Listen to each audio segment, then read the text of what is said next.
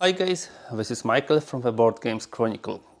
Today I have for you another material with the longest range, a game from Udo Grebe Game Designs, which was designed and developed by Arno and Frederick.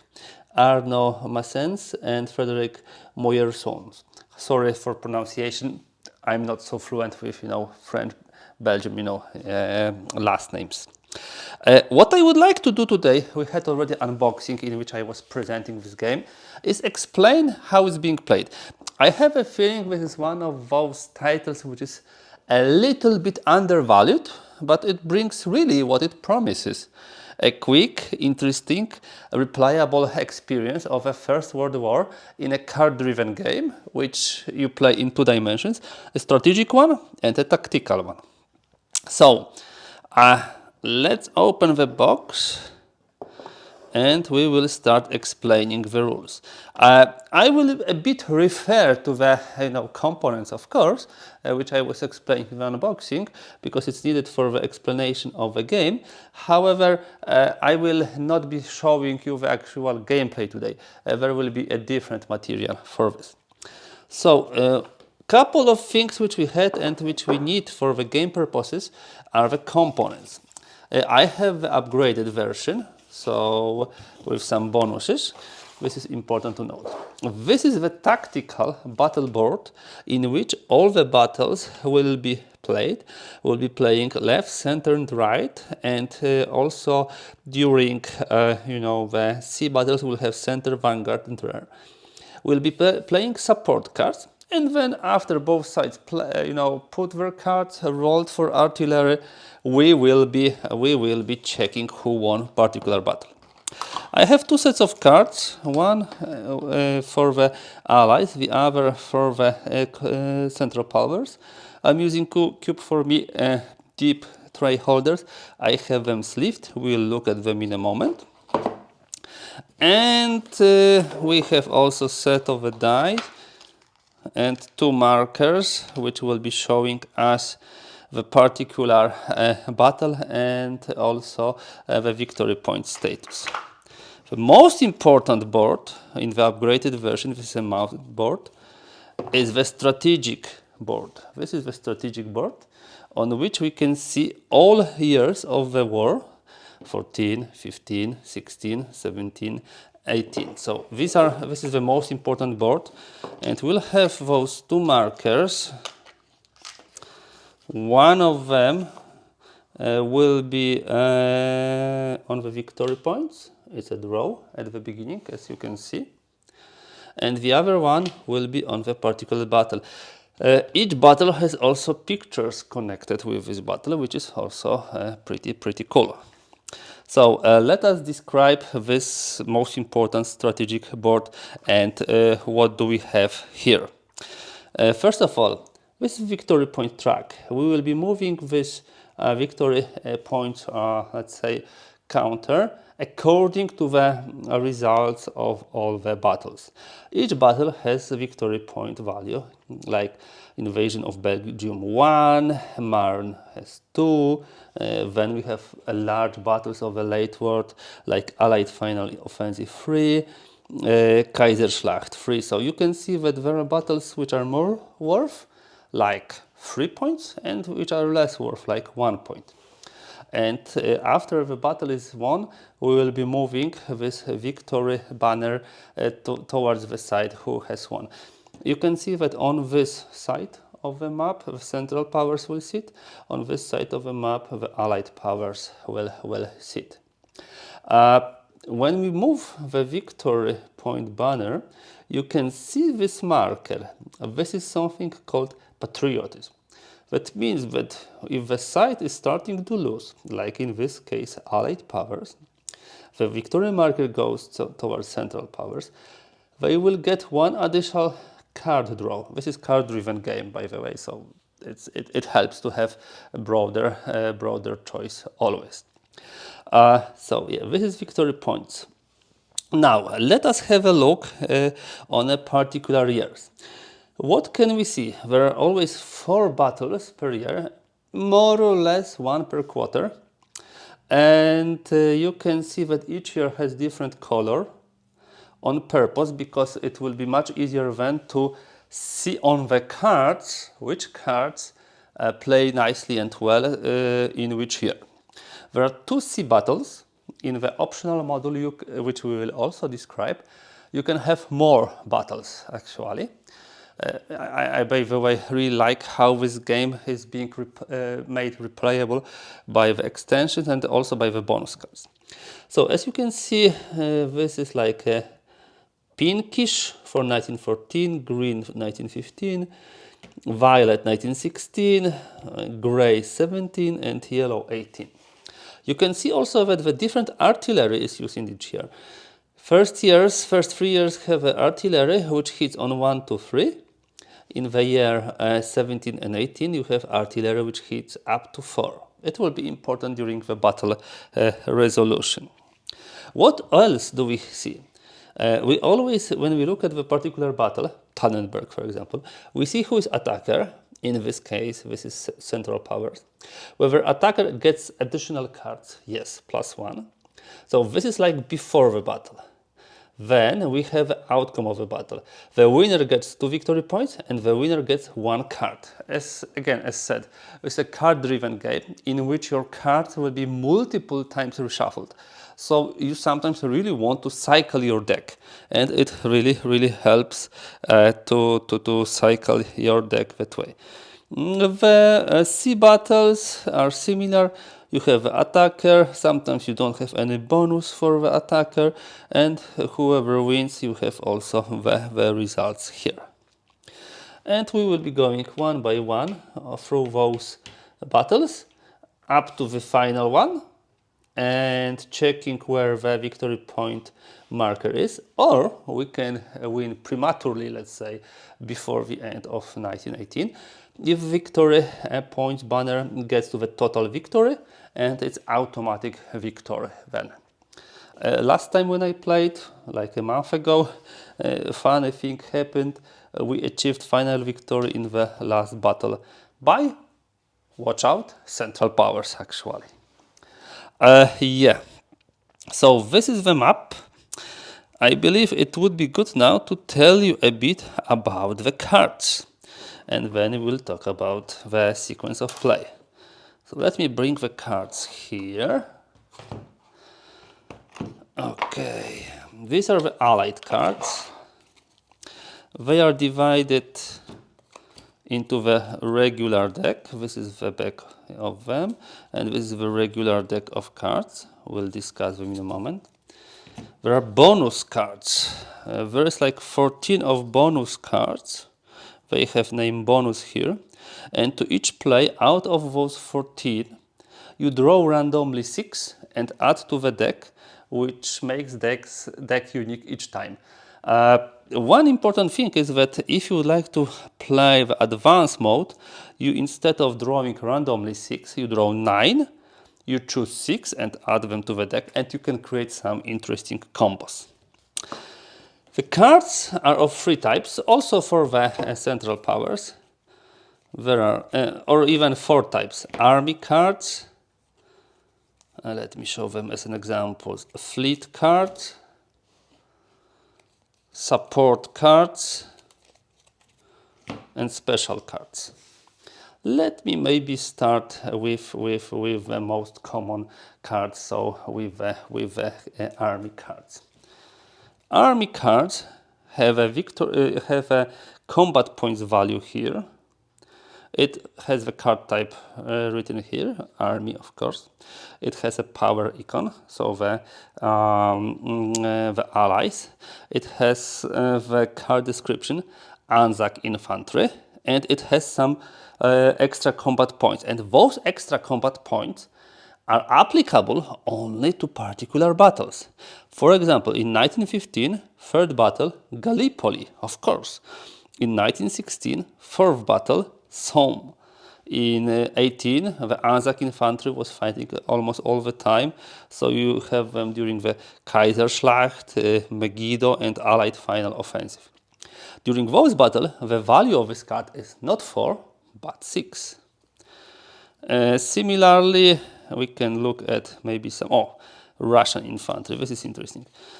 Usually they are only worth 1 point, but in some battles, like Tannenberg, here you can see, like Mazurian Lakes, or here Brusilov Offensive, they are worth 4.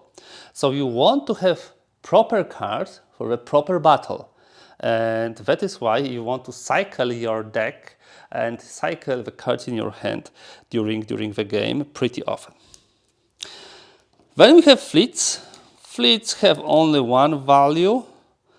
Yes, you can see there are not too many fleets and only playable during the sea battles. There is a step in sequence of play where you can discard the cards, and usually you want to get rid of them if you don't have any naval battles. But be careful.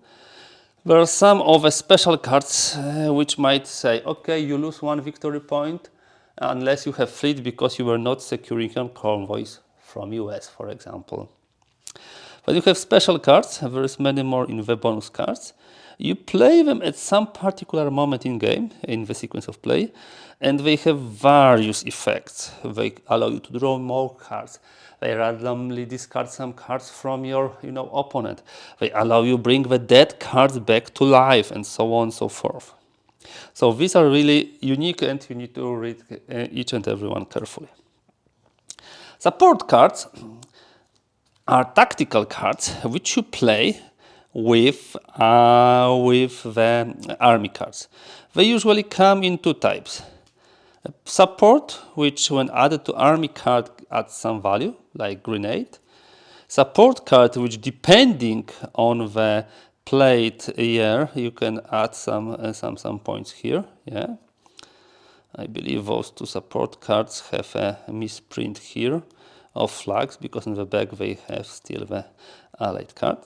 And you have 3rd type of support cards. These are generals. You can play only 1 general per battle, and they usually give on each front some pluses for you or minuses for the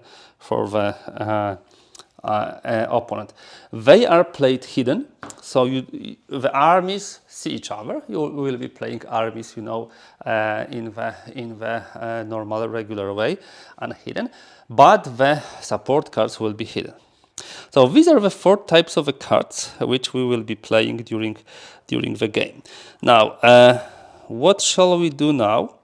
We probably need to talk a bit about the gameplay on the tactical level. And for this, I will need also the central power cards. Okay, this is not mounted, but at least we have such a map, because in the base game we didn't have. Okay, now you should see it nicely. And here. Okay, so the central powers. Here is the very nice battle summary, and how you prepare for each battle, how you execute the combat, and what is the aftermath. So this is like a sequence of play. So for the Germans, we have also a lot of cards. Support, of course, armies, Austro-Hungary infantry.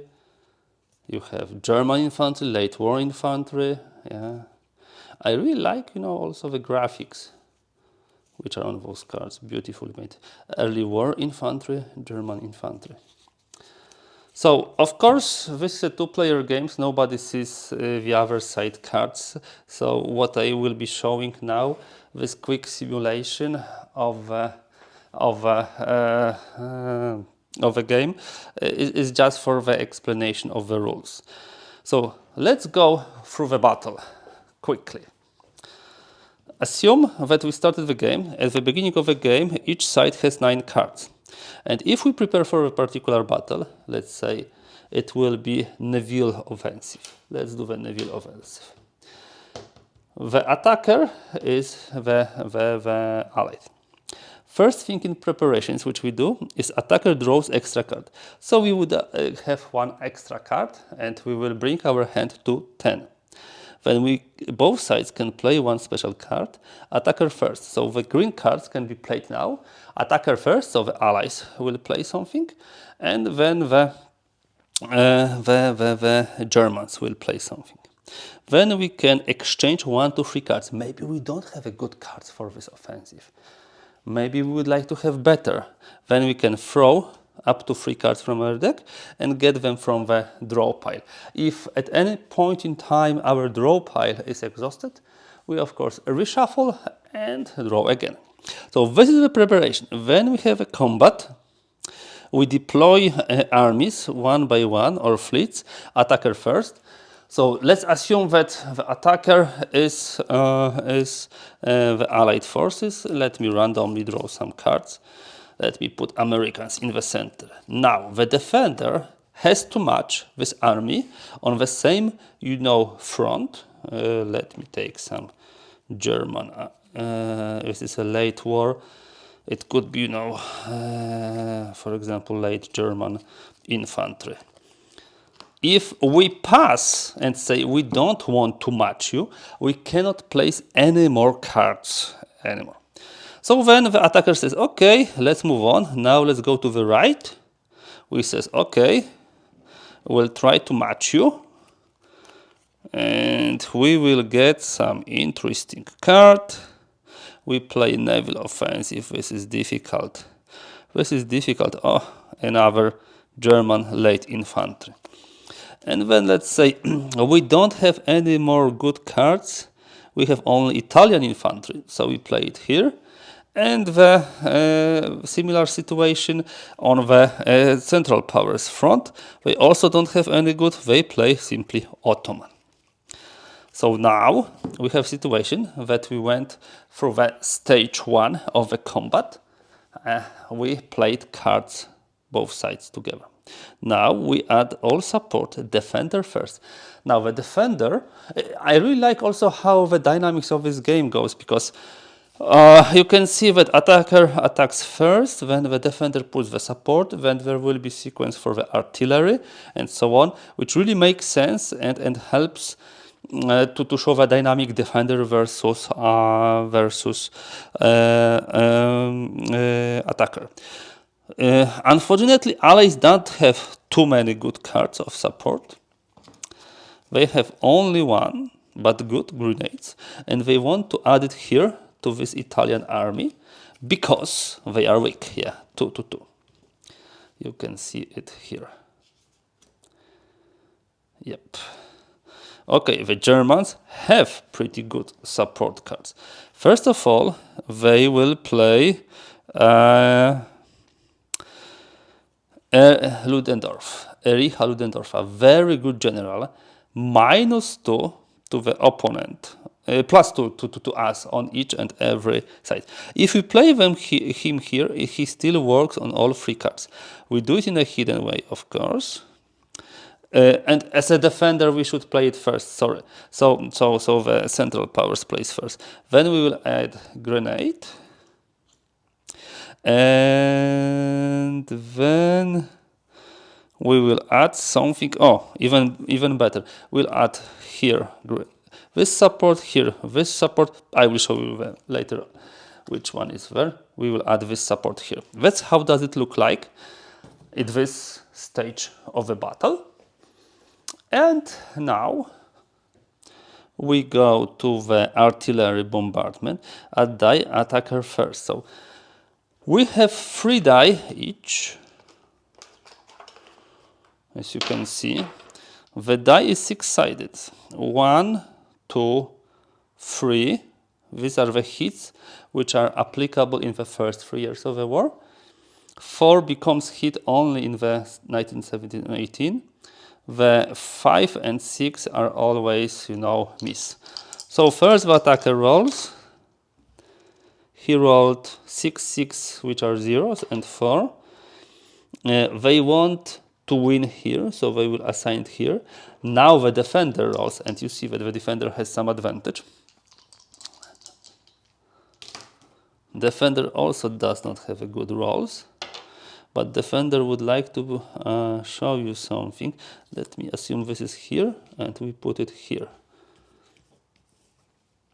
So this is the artillery phase, and now we have combat resolution. Simply, we'll be looking front at per each front and seeing who has won. We will flip the support. Now we will see who brought what. And we start to calculate. Let's start from the right from your side.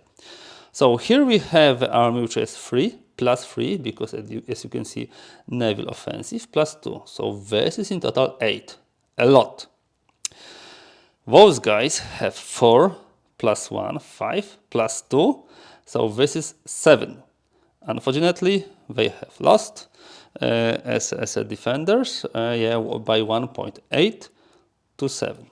So we take this card, and that way we see that they have won. This is probably best way to show it. Now we look here. We have the American army, which is 5, very strong by itself, plus 4, so this is 9. We have 3. This is naval offensive, so we have this plus 1, so this is 4, plus 2, this is 6, plus 2, this is 8. Again, 9 to 8 by 1 point, but the attacker won. What happens on the last front is a bit of a disaster for the allies. They have 2, and only 2. We have as a central powers 2, plus 2, plus 2, this is 6, this is 8. 8 to 2. 8 to 2 means that we have a difference equal or bigger than 4 points. That means that not only we win, but this card is permanently destroyed, killed. Those 2 cards, which were here, they come back to the draw pile, to discard pile, but that one is killed. Now, the result of the battle is on 2 fronts, the allies have won. On 1 front, the central powers have won. That means that this is 2 to 1, so allies get 1 point and 1 card to the hand. In the situation when, for example, allies would win all 3 fronts, they would get 1 victory, additional victory bonus point. So not only 1 from this, but 1 from 3 fronts, and of course 1 card. How do we end the turn of the battle? First of all, we remove destroyed armies, fleets from play, so 4 plus, we did it. We discard other cards to the discard pile, we adjust VPs and draw cards, as per this. And then we also draw 4 cards, and we keep 9. This drawing 4 cards allows you to prepare for the next battle and have your hand properly prepared. And then we move the pawn 1 forward, and we play another battle. As you can see, those battles are played pretty quickly, pretty straightforward, and I would say the game usually lasts, if you play till the last battle, it might last 2.5 hours, maybe a bit longer if you overthink it.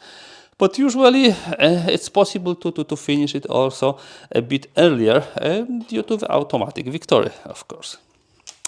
I'm looking into the instruction, whether I should say something more. Maybe something about fleets. When we will be playing fleets, we cannot play the support cards when we play the fleets. However, you can play a fleet hidden as a support card. So in this case, this is possible. During the fleet battles, only fleet cards are used. So when you see those 2 fleet battles, you really want to prepare your hand for this particular time. So when we flip, and we have 4 on this front. Okay, and there are some variants of this game, but I suggest them rather once you are proficient with this. For example, this preparation for war, in which you draw 9 bonus cards and choose 6 out of them, rather than randomly choosing 6 cards. You can also use so-called standoff battles. There is addition. Here I have it. Let me open it. It streamlines the play. You can roll a die for each year, and if you roll 1, 2, 3, 4, so one of those battles will be removed, like this. and if you roll 5 or 6 it will not be. Or you can also change some of the battles. Here they are. There are some additional battles which can be put into the particular years, just to make the game more replayable. So on one hand you can a bit accelerate the game by using the standoffs, and on the other hand you can make it more interesting by using additional battles. Yes, there is a variant for 3 and 4 players. This is possible, and there's also the variant in which you play your armies or fleets in a hidden way. It speeds up the game also, because when you see the numbers, you try to calculate, you try to make some choices. If you don't see them, you need to play blindly. It's less tactical, it's quicker. Yeah, it's quicker variant. And there's also a historical variant in which we would like to show that the, let's say, economy of central powers was really under hard pressure, and for example, we would like to present it by removing one 4-strength fleet. So it's tougher for them, especially in the sea. So guys, this was a quick overview of the rules for the longest range. I will do one more short video. We'll play through 1 year of the war. We shall see through which of those years, maybe the first one, just to see where we start. And we'll present you the battles then in the details. For now, that's everything. I'm really glad that I could bring this to you today. As I said, I still have a feeling this is a bit undervalued game, and definitely worth trying, definitely worth playing several times. You will see that this is not a random card generator game. You really have influence over your cards and what they can do. So thank you very much for watching.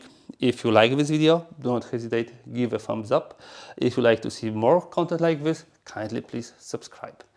That's all for today. Thank you for being with me, thank you for watching, and see you soon.